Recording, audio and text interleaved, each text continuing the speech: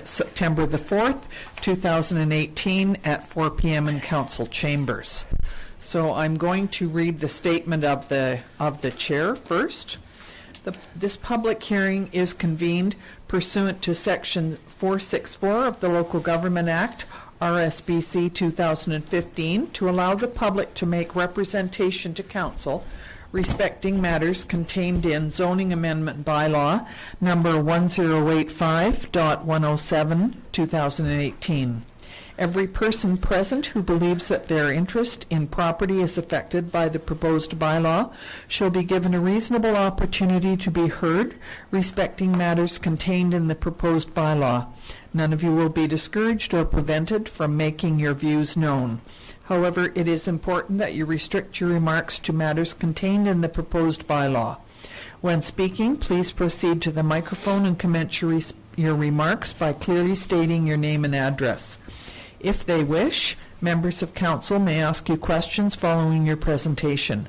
However, the function of council at this public hearing is to listen to you rather than to debate the merits of the proposed bylaw.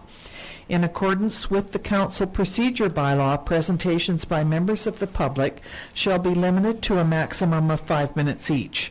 If a person has additional information that he is unable to provide within that time frame, he shall be given further opportunity to address council after all other interested members of the public have been heard a first time.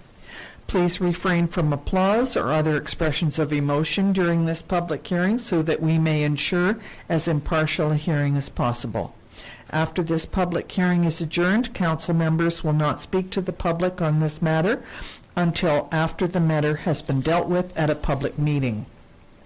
After this public hearing has concluded, council may, without further notice, give whatever effect council believes proper to the presentations made at this hearing.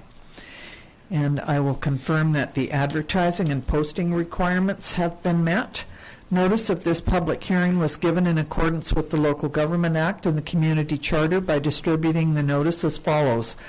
Publishing in 2 consecutive editions of Osoyoos Times on August the 22nd and August the 29th, 2018.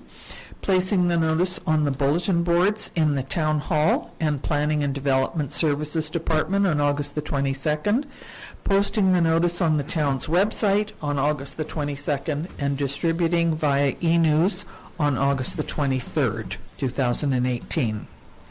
So when we go to the bylaw now, we have a report from our planning director, Ms. McKay. Thank you, Mayor McCordoff. So council will recall during the August 20th, 2018 regular open meeting, the council gave first and second readings to the attached zoning bylaw amendment number 1085.107, 2018. The bylaw proposes to allow for a mix of restricted general industrial uses with accessory residential uses above. The proposal is as follows. The applicant has proposed to rezone the subject property to allow for the construction of a 7-unit general industrial use building at 32 Empire Street. The intent is to have 1 residential unit above each of the strata industrial units. According to the applicant, the live-work units will provide space, services, mentorship, and support to assist new and growing businesses to become established and profitable in our community. The intent is to have the owner and or operator of the business to live in the units while the business is in the startup phase. A Section 219 restrictive covenant will be registered on title to ensure that property is not used for temporary accommodation for the traveling public, for example, Airbnb use. A comprehensive development zone is being proposed in order to accommodate an appropriate mix of residential and general industrial uses and to allow for 1 residential use above each of the strata units. The following uses are considered to be suitable for this site and the intended use of the property to provide for a live-work opportunity for startup businesses. Those are manufacturing, finishing and packaging, cartage delivery and express, welding, fabricating, machine and blacksmith shops, aircraft-related uses, workshops for general contractors and trade contractors, indoor automotive repair and restoration, and 1 residential suite for use by the owner, business operator, or employee with a maximum floor area of 1,000 square meters per strata title unit. With respect to the agricultural land reserve, the proposed development is adjacent to property which is within the agricultural land reserve. Town objectives as outlined in the OCP include minimizing conflicts between adjoining urban developments and farming operations. Taking this into consideration, the site has been designed to minimize any potential conflicts as follows. Prohibiting any vehicle access or storage at the rear, that is the north end of the building, limiting the use of the rear to the residential only, that is balconies, and ensuring a 6-meter setback to the north property line is sustained through the use of a comprehensive development zone.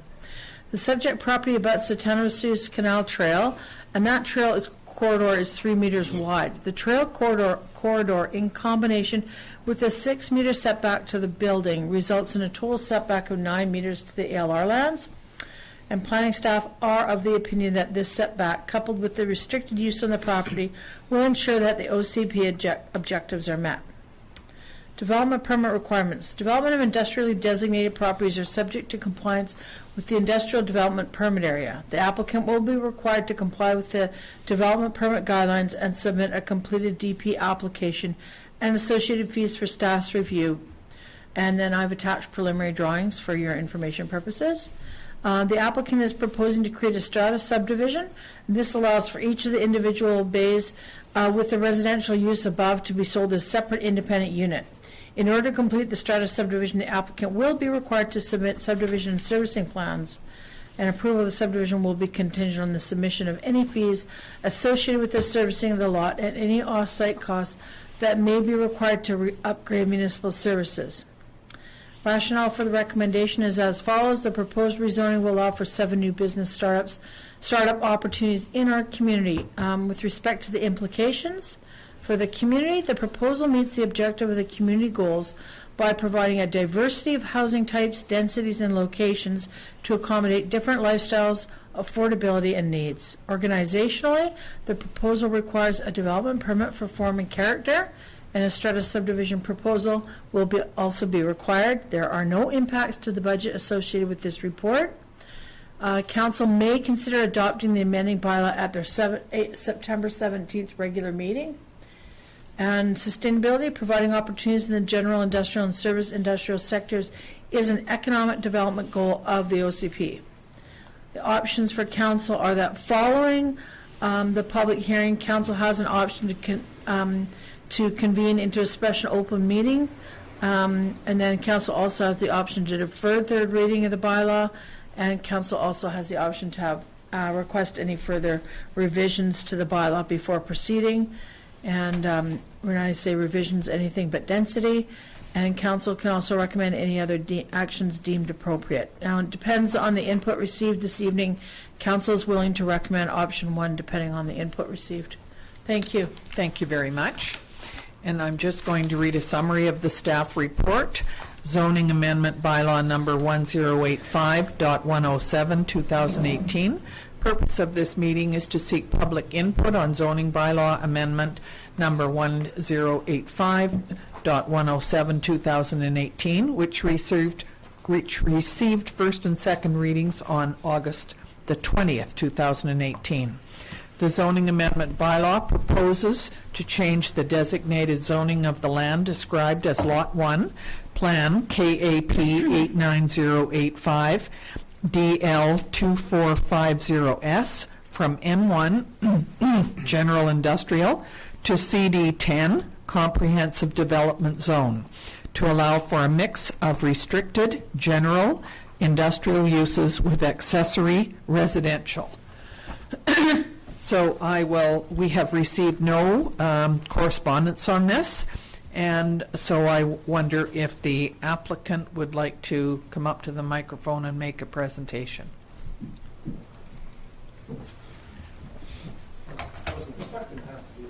Well, it can be short and sweet. You don't have to. It's just you have the option now. How about I stand here and ask if you guys have any questions? No. No, we can't do that. They're not allowed to ask you questions.